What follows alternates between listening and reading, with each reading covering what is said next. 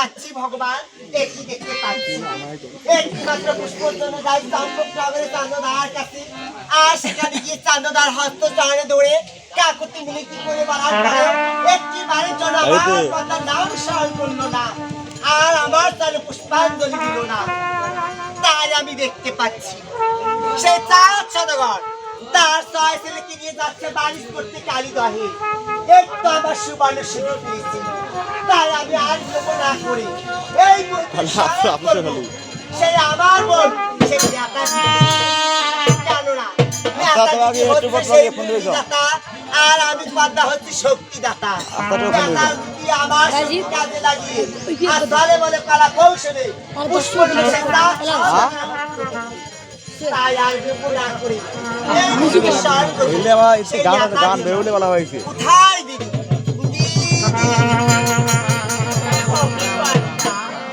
প্রণাম তোমার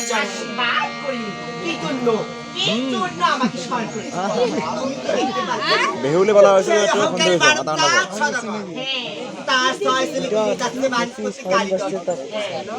তাই আমি তোমাকে স্মরণ করলাম, আর তুমি আমাকে এমন একটা বুদ্ধি দিয়ে দাও, আর সেই বুদ্ধি অনুযায়ী কাজ করে বসে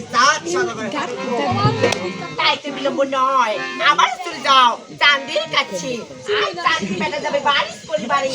এই এই রচনায় একটি পুষ্প অর্পণ করো তোমার পয়সা তুমি যথার্থ বলেছো দিদি। হয়তো সেই চাঁদ সদগর তার কি নিয়ে যাবে বারিশ করতে কারিগরি। এই সুবারুর সুযোগে যায় চাঁদ সদগরের কাছে, এই সুযোগে হয়তো পুষ্প নিতে পারবে তার তাই চলো আর বিলম্ব না করে দুই ভক্তি যাবো,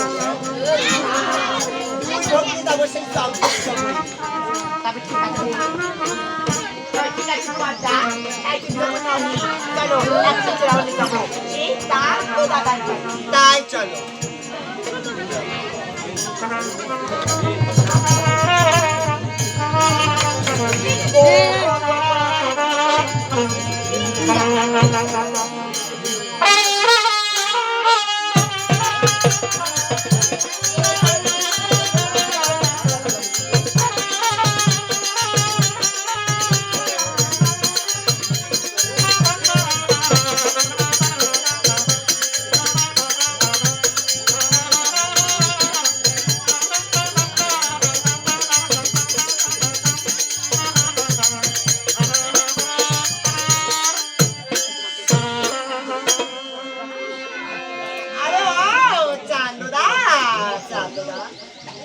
আরে ও দাদা প্রণাম তোমার চরণে দাদা। কেন তুমি এসেছো এখানে? দাদা আর এসেছি কারণ বসতি, তাই আমি দেখতে পাচ্ছি বা জানতে পারছি তুমি নাকি তোমার চারশো কারিগরের বাড়ি করছি। আমার ছেলেকে আমি বাড়িতে পাঠাবো, তোমার তাই এ তো ভালো কথা, তাতে আমার কিছু আসে যায় না। তবে এসেছি একটি কারণে দাদা, আর বাড়ি করা যাওয়ার আগে এখানে পুষ্পাঞ্জলি দিয়ে আমার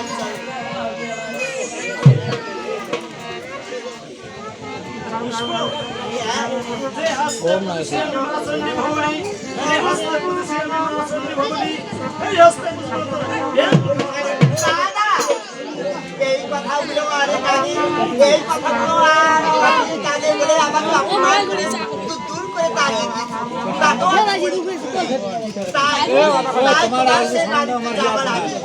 আর তোমার